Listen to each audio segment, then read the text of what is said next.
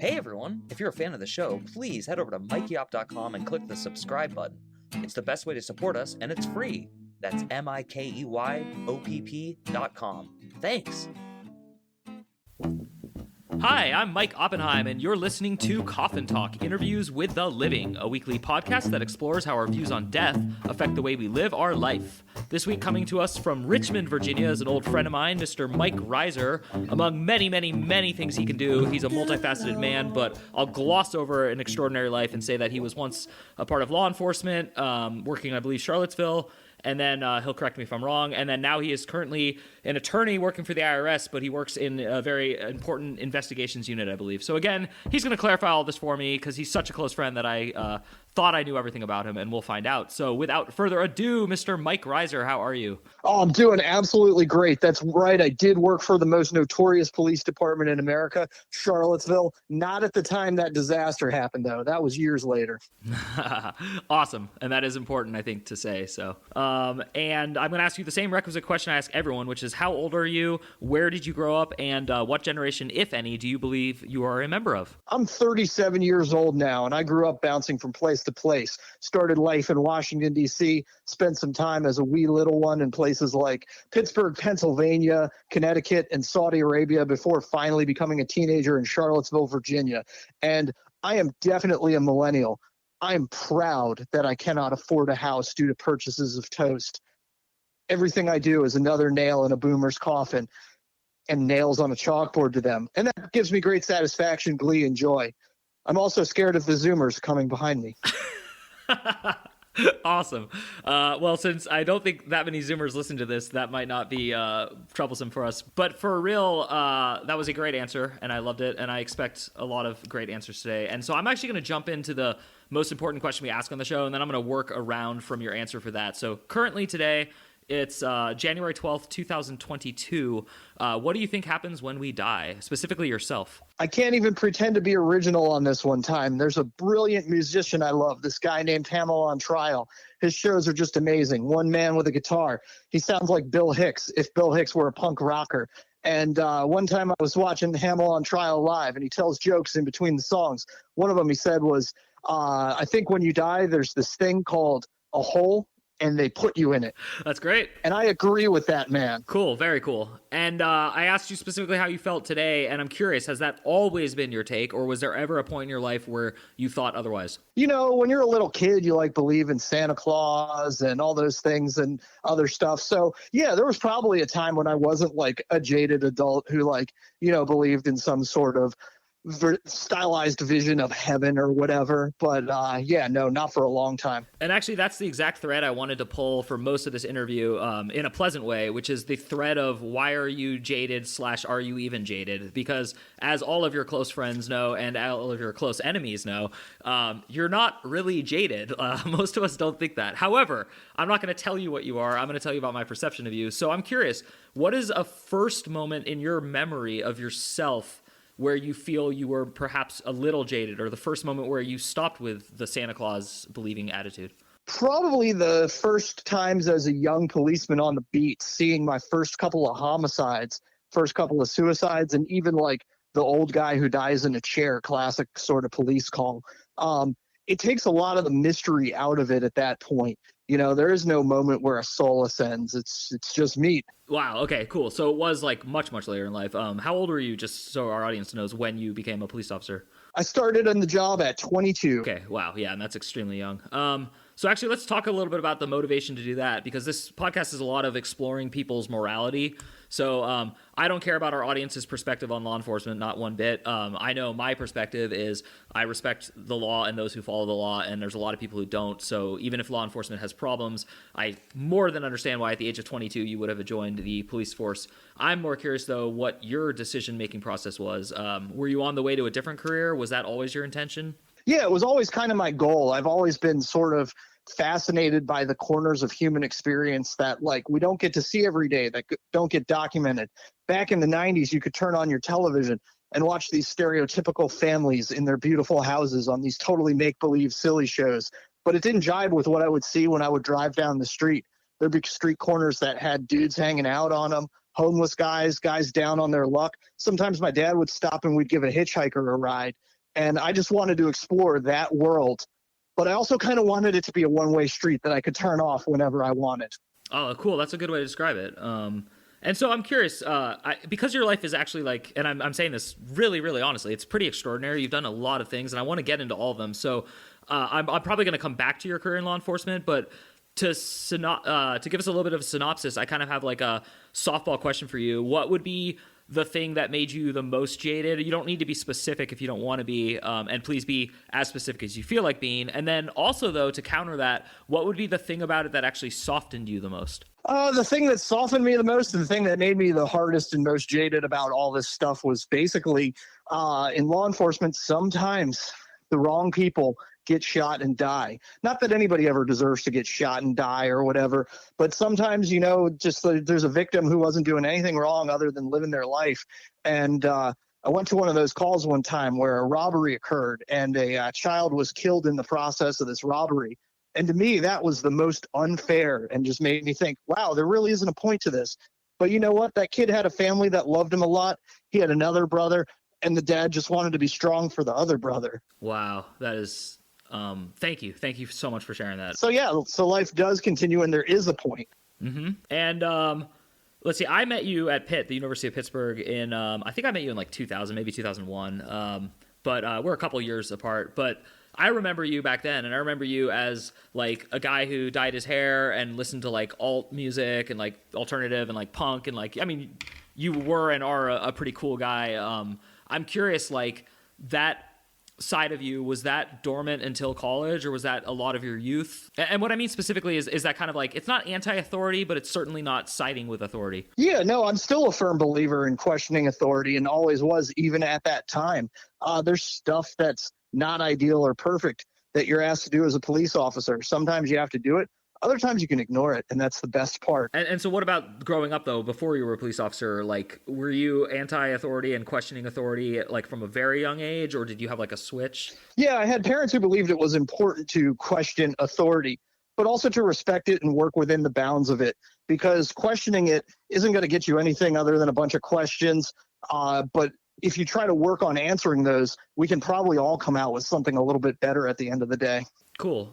And, let's see, you grew up in, did you say Virginia Beach? Charlottesville, Virginia. Oh, okay, Charlottesville, sorry. So that's like not too close to Pittsburgh. So was Pittsburgh like a natural choice for you? Was it academic? Like what brought you to that region of the world? So I didn't take things very, very seriously. I still don't. I have no interest in ever doing that. I was chilling right before college applications were due. And I saw this movie called Wonder Boys about a writing program. And somebody I saw it with was like, yeah, man, that's like University of Pittsburgh that's about. So I was like, yeah, I'll try that. That'll be cool. I'll be able to like live in a kooky house with Michael Douglas and bang Katie Holmes. Didn't happen, guys. Movies aren't real. Awesome. And actually, that's a weird coincidence because when I was in high school, I read The Mysteries of Pittsburgh in 1997. And 2 years later, I applied to Pitt because Michael Chabon, the same author of The Wonder Boys, had written that. And I liked his descriptions of Pitt. So that's pretty funny. And when you got to Pitt, and also it's pretty similar that we both applied at the very, very last minute to colleges because of our careful, studious nature. Now, I mean, you say I'm trying to think of like what order to introduce things in. Okay, so after you were a police officer, you went to Michigan Law, which is not exactly like a small achievement. It's one of the best and most respected law departments of any country, let alone in the United States. And so I can see the link between being a police officer and then applying to be a lawyer, to go to law school rather. Was that something you had considered ever before in your life, being in the field of law, or was it something that came out of law enforcement? Yeah, it was sort of a sudden departure and a turn. And first of all, don't flatter me too much. Back in the day when I went to law school, it was at the height of what they called the law school scam. There were professors writing books about this. If you had a pulse, all you had to do was be able to pass a credit check and you could get into the country's best law schools in that era. So I'm not like cream of the crop or anything. But it was just a weird little departure. I remember I was chilling at my house one time. I was like super duper tired from doing police work because it requires a lot of late nights, a lot of overnights, weird times. and just sort of not feeling it at the moment and looking at a long schedule of not feeling it, of the days coming up, scheduled for too many shifts, etc. And I was sitting there playing some Grand Theft Auto on my PlayStation 2, so that'll probably appropriately date this story. And, I just decided in that moment, to do something else. And then I was like, how can I make a bunch of money? So I decided to go to law school, which again, guys, don't go to a college because you think you're going to get to bang Katie Holmes. Don't go to law school if you think you're going to make money. You're not. You're going to lose money, a lot of money. Oh, man. We're approaching like $300,000 in debt now. Catastrophes. But anyway, that said, so that's what I decided I was going to do. And then, like I said, life just keeps throwing you curveballs. Yeah, and so the next curveball was you graduate from law school, which I will admit that you went at the height of everything you said and all that. I still think it's a hell of an achievement to not only get into any law school, but to graduate and pass a bar. So you did graduate, you did pass a bar. Was your very first job working for the IRS? Yes. Things sort of worked out. I tried to get on with like corporate firms and things like that, which again, guys, not a great idea. Don't do any of my suggestions for your life. They're all bad. And figured I would go and like get worked like crazy, bill my 3,000 hours a year, develop a cocaine habit and a weight problem, and then just at some point, I don't know, I guess dip and go surf or something. But life keeps you guessing. So I ended up finding my way into something that I actually really, really enjoy that is law enforcement related. And it's a lot of fun. Cool. So hold off on the why it's fun part, but how is it rewarding? It's rewarding in the way that it suits sort of my skill set. I'm a person who likes to be able to write, and I also like to be able to like solve mysteries, catch bad guys, etc., and restore a little bit of order to the universe. And the kind of work that I get to do there is like that in police work. It's on a much bigger scale with very different kinds of puzzles to solve and a different kind of order to return. So that's why I dig it. That's very cool. That's a great answer. And I like your phrasing, restore order to the universe. So you do believe that when we die, we just go in a hole, but is there an order to the universe and that's a part of that order? Yeah, I think that is a natural part and a natural extension and continuance of that order.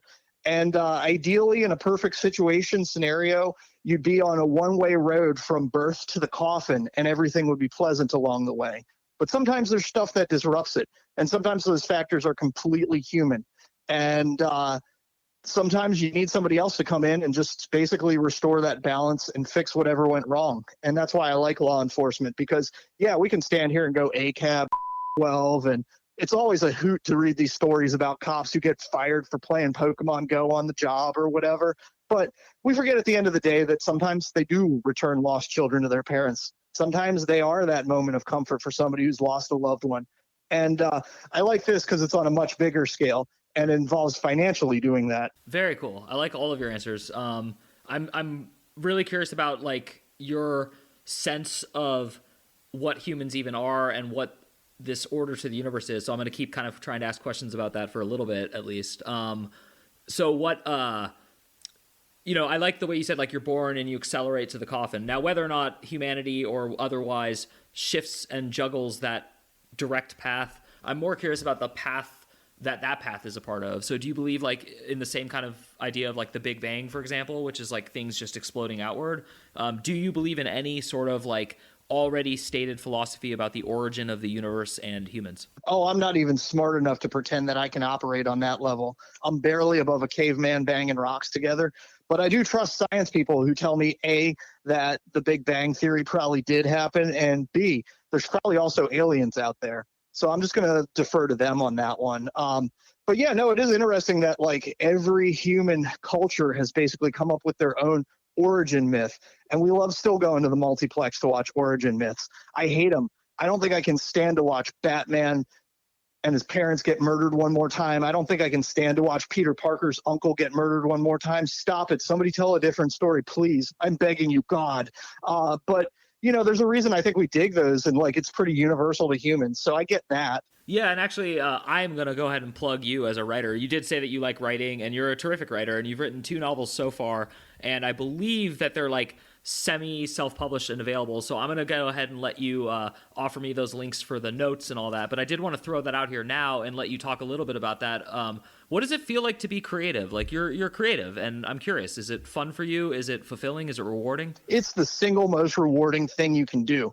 I'd urge anybody who's listening to go ahead and take up some sort of creative pursuit, whatever it is. You're probably going to suck at it, and that's okay. I do. Like I said before, caveman banging rocks together is the level that I'm operating at.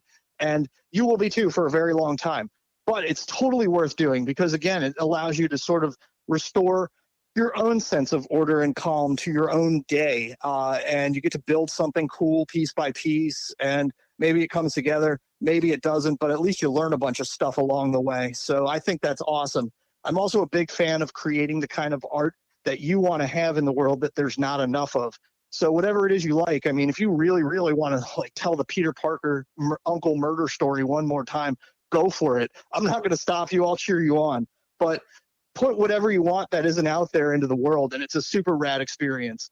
And I believe in doing it for the fun. So I'm happy to share those links to those if anybody bothers to download them.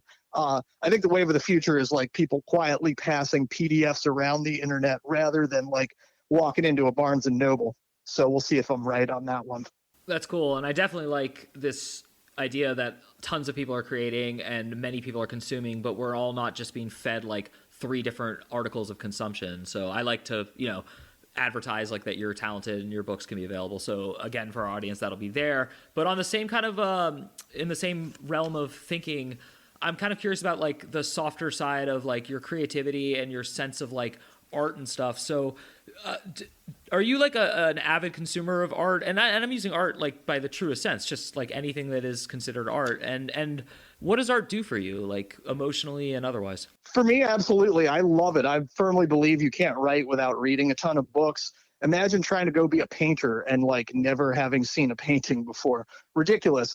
But yeah, no, to me, like the best and coolest thing that art can do is it can change the person who consumes it. And whether that becomes like a little tempest in a teacup of just changing your mood or just changing your life on the grand scheme of things, I think that's rad. Like that's massively powerful and awesome. And yeah, I definitely consume art all the time in many, many forms. You mentioned it. I'm a big music fan. I will listen to whatever demo tape you've got out there. And again, cheer you on for it. I also love the visual arts as well. I've got a Marsden Hartley reproduction that hangs on my wall. It's a painting of a German officer from 1917. And I like to look at it and be reminded of the backstory of this painting. Marsden Hartley was an American artist who went over to Europe and fell in love with a German ace. His ace got killed in World War I, and he painted the objects left behind. And you can look at this painting and just breathe in the loss. And I think that's so cool and so epic. And I want to be able to do that for people too. That's awesome. That's really cool. And actually, you just reminded me that I used to be a musician and I would record my own albums and just give them out for free to all my friends. And you were like one of the only friends that I gave them to who like got back to me with like a full critique of the album and had obviously listened to it. And so I just want to say thank you again, that you are really like a very supporting friend. Always have been. I have one of those albums right here in the room with me, actually. That's hilarious. Let's not play that. An old CDR. Yeah, exactly. Very cool. And so kind of moving in the same direction, I'm just trying to get in touch with like this other side of you that I know exists, but I want to bring out for people who don't know you because I think it's very inspiring. So what is a moment in life now at your current age that you can look back at, and at the time it was sucky, it was crappy, it was like considered a bad event, but it like pushed you in some direction you didn't see coming, and now you're very grateful for? I would probably actually choose going to law school. It was a miserable, terrible, horrible experience. The entire place was cold. It felt hopeless. You're going to have to return the clock to a different era. Remember the Great Recession? You can watch movies about this thing, like The Big Short of that era. Like, it was like not quite to bankers jumping out of windows, but almost. And that was the environment I was going into the school in. And every day you'd watch some kid walk through the law quad, which is what they called their campus up there. And this kid would like take their phone out of their pocket because it was ringing, pick it up and go, "Oh, hello, partner. It's so nice to hear from you at Big Firm in Los Angeles. Yes, I'm looking forward to seeing you. Wait, you mean my offer is gone?" And then there would just be tears, the waterworks, everything. I mean, like, if you're a sadist, there's probably no better place in the world to just chill and just watch people's meltdowns than that point in time. And so it was bleak and hopeless. And so I started realizing I'd made a terrible mistake and was kind of like, oh no, what am I doing? The classes sucked. The professors were mean. Things just weren't that fun. But I realized it was totally worth it because the people who were going there, so many of them were great. And I keep in touch with so many of them. And I think that's super neat too. So like, even in the worst circumstances, like if you get sentenced to jail, you're going to meet interesting people. And that's cool. Wow, that's really profound. I never actually thought of that angle. When you were a police officer, you literally were putting your life on the line every single day. It was your sworn duty that you might actually get shot at, you might get hurt and die in the line of duty. So that's first and foremost why I would respect anyone who makes that decision initially. And my question is, now that you're out of law enforcement, it's been many years, would you still lay down and die for anyone? Or like, do you have like a different perspective of that? Yeah, I think when you're very, very young, it's super easy to never, ever think about this. Like mortality is not a real concept you can wrap your brain around when you feel completely invincible. But the first time you get a twinge in your back, man, you start thinking about it. But I think the answer is absolutely yes. You and I have talked a lot about what's worth fighting for out here. I know you've got your philosophy on it. I've got mine. And I think ultimately, at the end of the day, upholding this apparatus that ties us all together and gives us the high quality lives, that gives us the beautiful moments with our families and our friends and the spaces where we get to chill and create art is worth fighting for. So yeah, absolutely. If that were at threat of peril, yeah, I'd stand up for a stranger for that. Very cool. And how is your sense of mortality influenced by being a police officer? And what would you like both caution someone about and also encourage them with if they had like a similar attitude that you had at 22? Yeah, it's super weird because like it doesn't dawn in it until retrospect. And I think about some of the stuff that we were doing that could have gone south for ourselves and others at the time. And we were fortunate that it didn't. The stuff like emergency response driving, the stuff like, you know, heading into a large disorder where people are fighting each other, where there's going to be weapons present. And it's truly a there but for the grace of God go I kind of thing. And I think like now it's sort of a trip to look back on it because like that early human brain that I had as just like a dumb kid couldn't even conceptualize the millions of ways any of this stuff could go bad. But that's also a good thing because you're not paralyzed. So my advice would be to do it young, make sure everything that you do counts and build something better with each day. And and then get out when you start really worrying about it. Cool. That's great advice. We got a little bit of room for a couple more questions. The last question I'm going to ask you about law enforcement is a peaceful and unifying question because obviously, as you said, you know me. What would you say to both sides on the current like argument about law enforcement that could possibly bring them together? So don't speak to one side. Just what do you think would unify both sides right now in America specifically? Turn off your internet.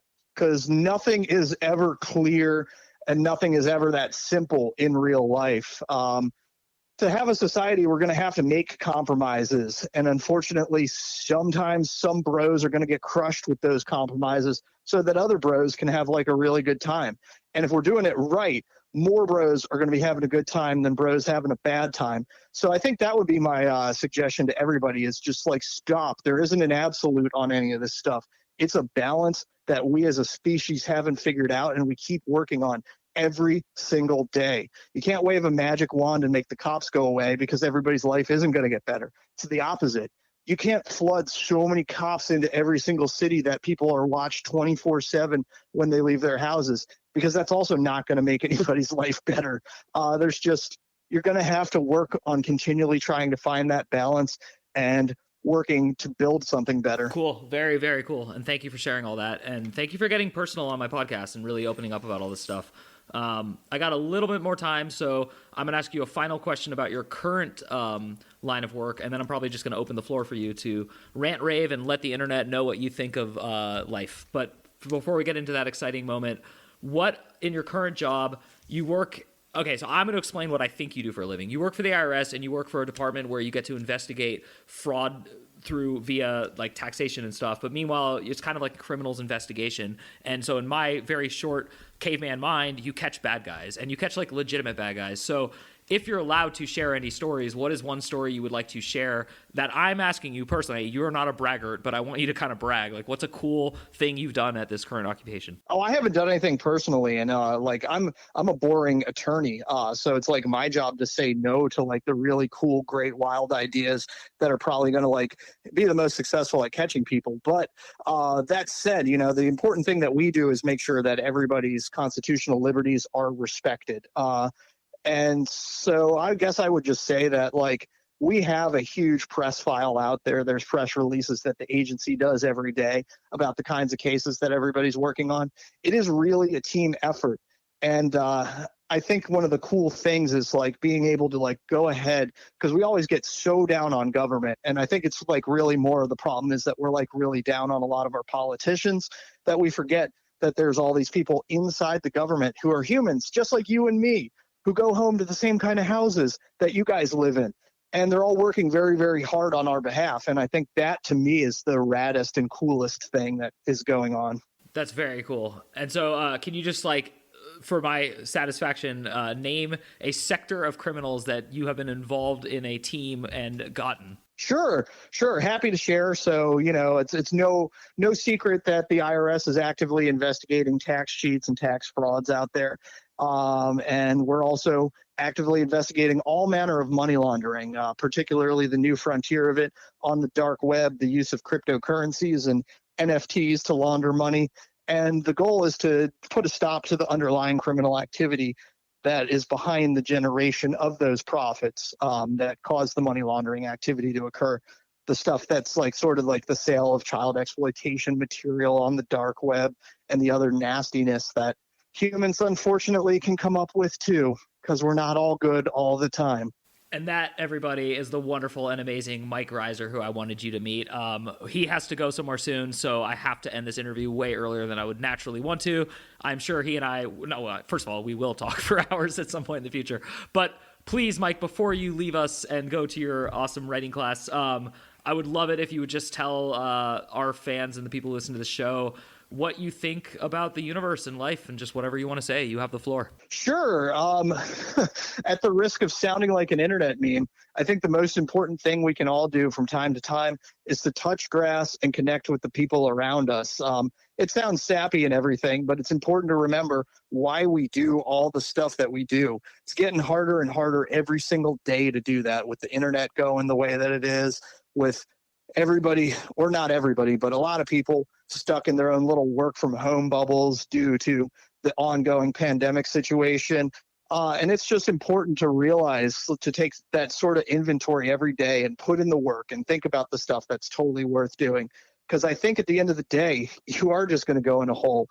And it's up to you whether you just want to just chill and just go into that hole and let it do what it do. But I think the much better approach is to go happily into the hole, having said, you know, I did a lot here. I met a lot of cool people. I had a lot of cool adventures. Things were pretty rad.